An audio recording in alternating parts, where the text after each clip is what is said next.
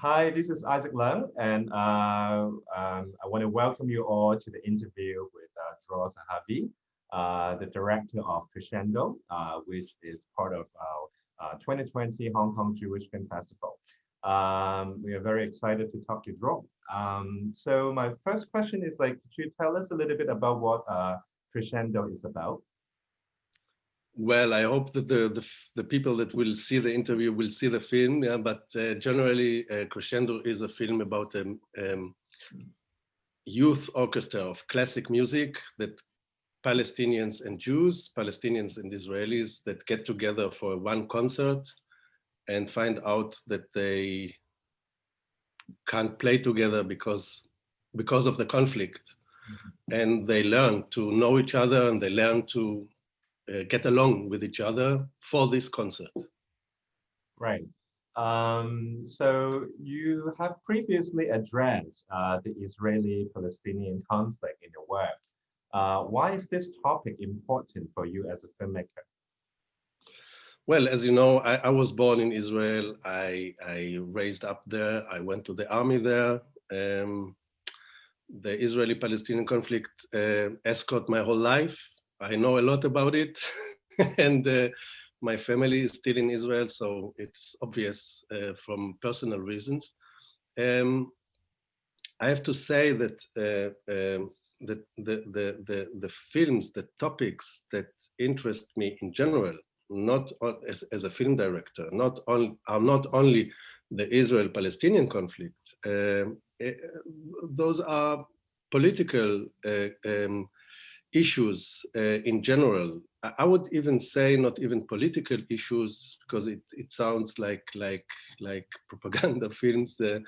I would say that I see my destination as a filmmaker in influencing somehow or trying to influence society and to express myself and to express my opinions.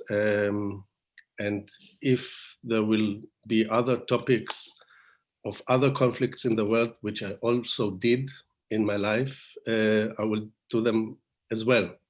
But of course, I feel much nearer to the conflict in Israel. Right. I think it goes perfectly to the second question. It's like, I think the opposite of conflict is probably trust.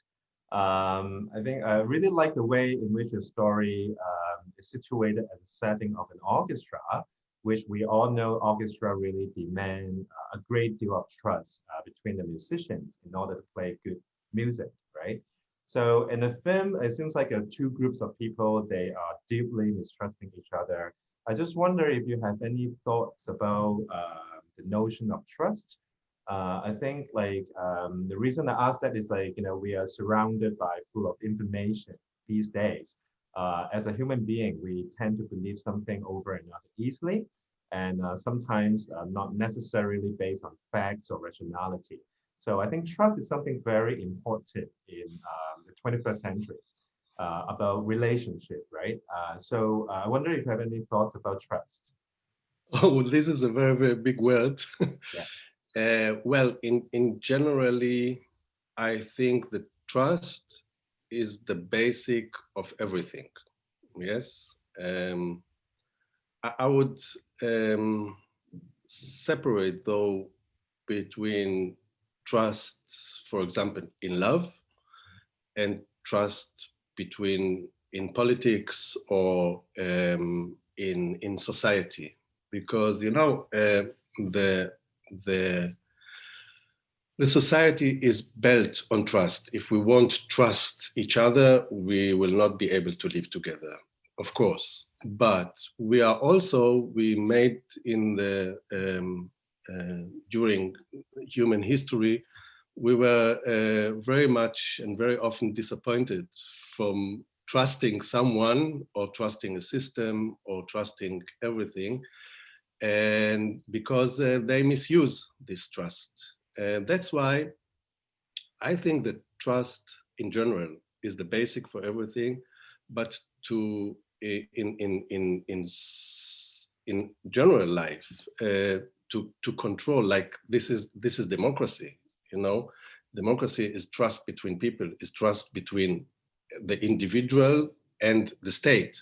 But nevertheless, the individual build and society build institutions that control the government and that control the power in order to prevent misuse. That's why now to come to my film, of course, you're right that in music, like in everything, trust is the basic, is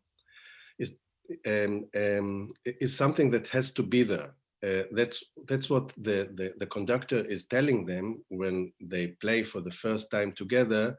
He interrupts them and he tells them that you're not playing together, you're playing against each other. And this is the mistrust that they have because of the hatred, because of everything that they learned, because of the history of the conflict. They don't trust, they don't want to trust the other side. So of course, this is the basic, but I think that there are, in every conflict, there are much more levels that must be served as well on the top of trust, like justice, like respect.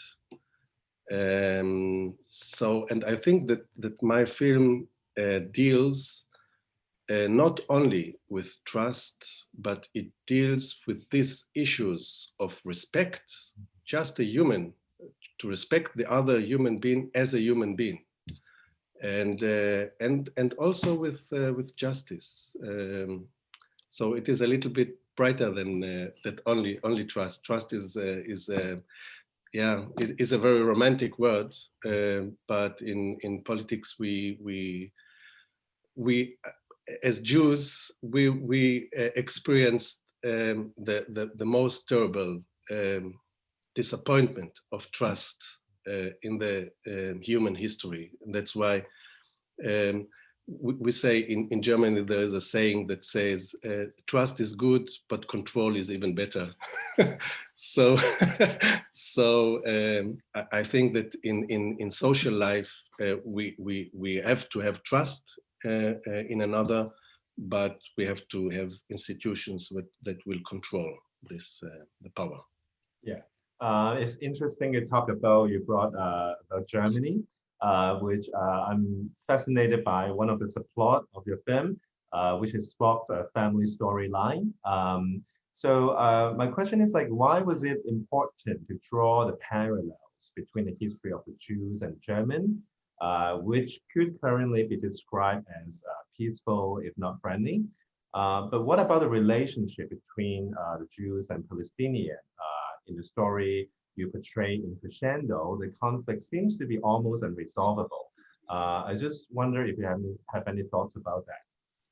Yeah, well, of course, as you know, I wrote it together with the script writer, who is a friend of mine, and of course we were talking a lot about the character of Spock, and we gave him this backstory, of course, with a purpose, because you know, if you'll ask people in Europe, like what is which groups are or were the definition of enemies, the definition of hatred, the biggest enemies that ever were, the biggest hatred that ever existed, everybody will say Jews and German, because the German just killed, genocide all Jews, 6 million of them. So, of course, I don't want to compare, but in our when we sat down and wrote the story of the conflict, I wanted to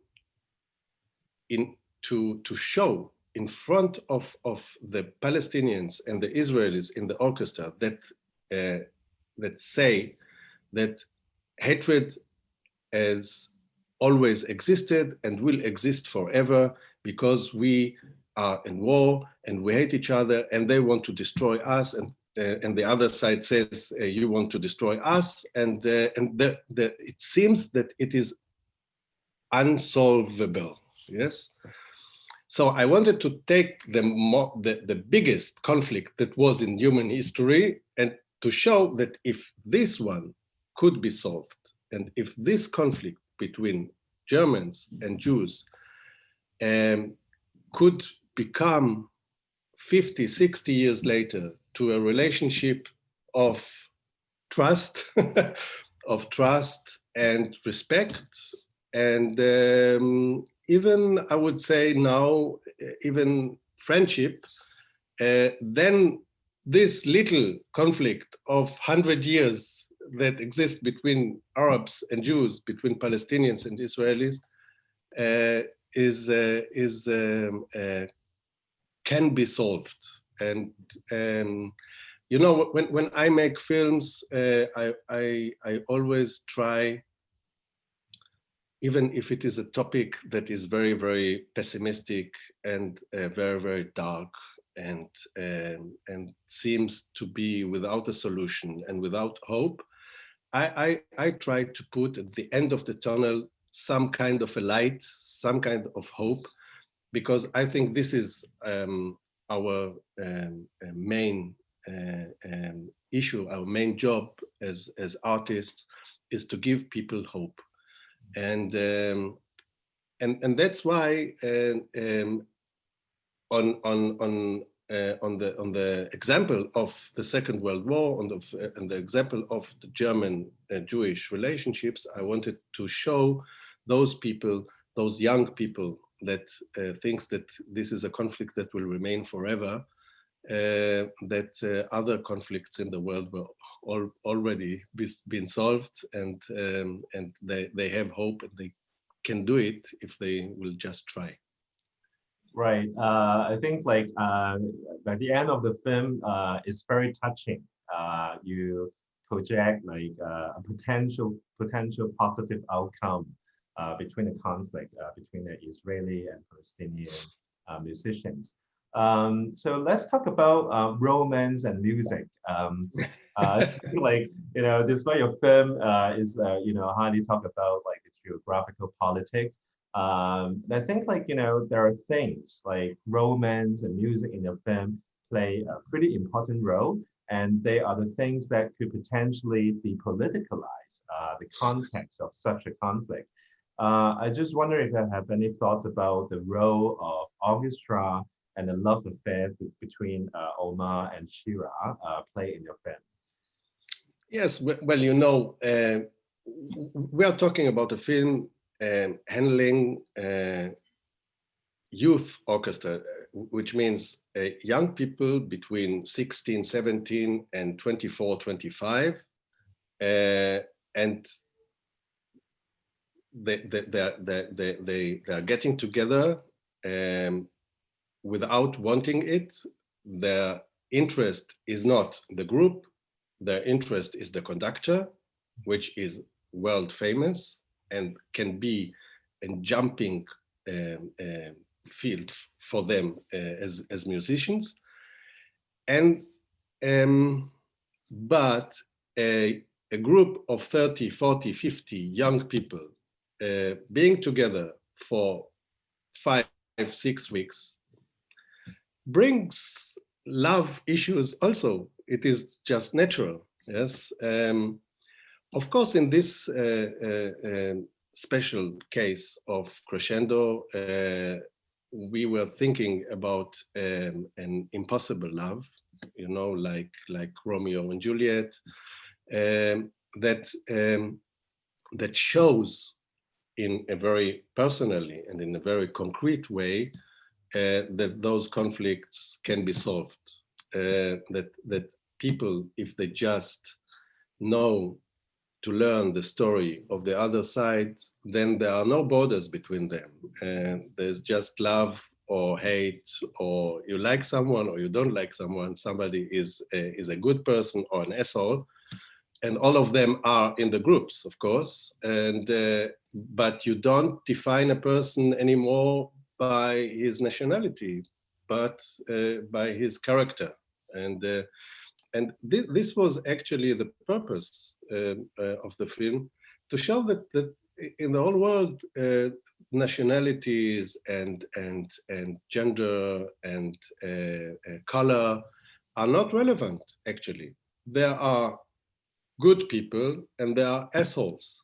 And there are good people among the Palestinians and assholes among the Jews, and the opposite, and there are assholes among black people and good people among black people. So it is not relevant what you are in the things that we were born into, like religion, nationality, skin color.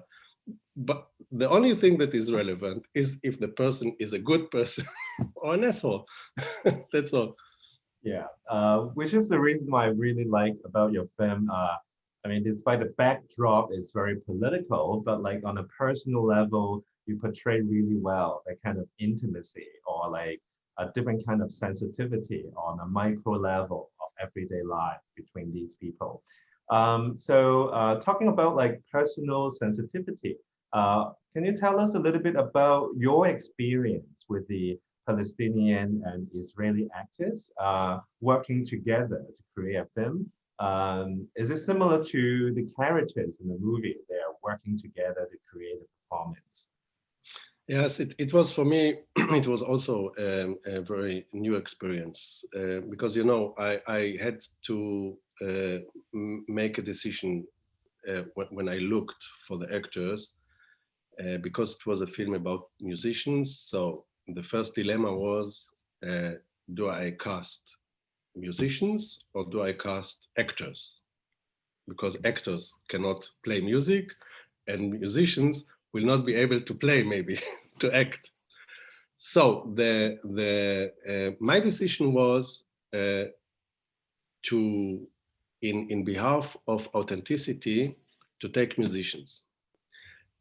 So all of those young people that you see in the film are actually amateurs, are non-actors that came together. So I experienced, it is a very long story, I don't know, we don't have the time for it, but the whole process of auditioning, of finding them, was very, very similar to the process that the conductor is doing during the film. Because I found hundreds of Israelis, of Jews, but I didn't find Palestinians. They had difficulties to come from the occupied territories. They were threatened by their own community not to participate in a film done by an Israeli. It was a bunch of problems that were there even before the work started. When the work started, of course, all the conflicts came up. And the fact that the musicians were not actors made the problematic even worse, because they couldn't make the difference between what they say and what they are. I had to explain to them that as an actor, you say something that you don't believe in. You know, when you say to a Jew, I hate you and I wish you would die, or the German would have destroyed all of you, it doesn't say, when you act it as an actor, it doesn't mean that you believe in what you say, that you think this. It was very, very difficult to explain this simple thing for people that are non-actors, yes? So, of course, in special scenes that we had, and we were improvising a lot, where emotions came up like hatred, like fear. There was a mixture between the part that they played and the part that they suddenly really felt. They said something because they don't have the technique to control the emotions and to put them aside. They felt it and they thought that they the feelings are real. And it created a lot of conflicts within the group. It created a lot of struggles and fights, and sometimes really two of them fainted because they were overventilate. And it was a very exciting work, a very exciting experience. But I can assure you and tell you that in the last day of shooting, everybody was hugging each other. We were in South Tyrol in Italy, and when they went apart, all of them are still friends on Facebook, and still see the pictures of another in Instagram, and keep as it possible in the reality of the conflict, keep contact to each other. And most of them I think found real friends for the rest of their life. It's very interesting. It really aligns your agenda as a filmmaker that you Yeah. want to use filmmaking to influence the world, and I think it's Yeah. a highly interesting story.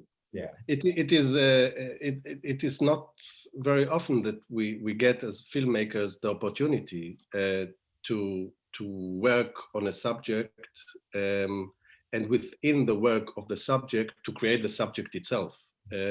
So it was in this case, it was really a very exceptional work that I did.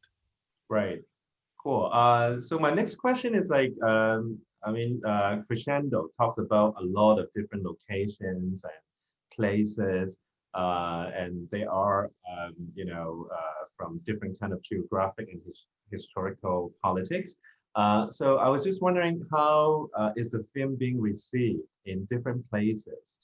For example, in Germany or Israel. Well, it's interesting. The question is interesting because we were talking now, I don't know, for half an hour about the Israel-Palestinian conflict, and you are completely right when you ask if it is so narrow, how is the film being shown and accepted in other places? And this is exactly what is interesting about the film, because the film is dealing with maybe with the Israeli Palestinian conflict, but it deals with actually with much larger uh, uh, issues like trust, like justice, and this terms and these topics achieve people all over the world. We got awards in Germany, in Poland, in the States, and people all over those places saw something in the film that talks to them personally. Because I think that conflicts between people, and this is what is the film about, conflicts between people, mistrust and everything, are conflicts that exist all over the world. It is maybe here, those are Jews and Arabs, but they stand for much larger conflicts. And also the process of getting knowing each other and getting to respect the other person is a process. The therapy that they are doing throughout the film uh, is a method, and is a conflict solution that is being used all over the world in conflicts between groups. Yeah, so that's why I think that this film is talking to people wherever they are in the world, because it is talking about very, very basic human conflicts. Mhm. Yeah, it is exactly how I felt when I was watching a film which resembles a lot of experiences in Hong Kong, which I think your film touched on the issues of trust, justice, and conflicts. We just write like last question is like, so do you have any thing you want to talk to Hong Kong audiences about?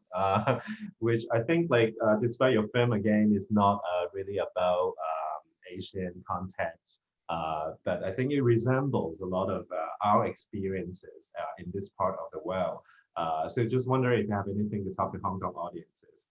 Well, first of all, I want to say that that I'm so sad that we have COVID-19 in this world, because I would be delighted to participate and to come to Hong Kong and join the screening and answering the questions of the audience from face to face and not via Zoom. Um, you know, of course, I know what is happening in Hong Kong, and I can and I have we have demonstrations, and we have conflict with the power in Israel as well. Um, I think this is something going on in the world which is general, and which are much deeper streams than only a local conflict. But I think that fighting for democracy, for freedom, and for humanity is always a good purpose, and is worthwhile fighting for. I'm not very much involved in the details of the conflict, but I think that humanity in all levels of history was fighting for human rights. So you just have to have trust, and to have a long breath. It's necessary, I think. Yeah.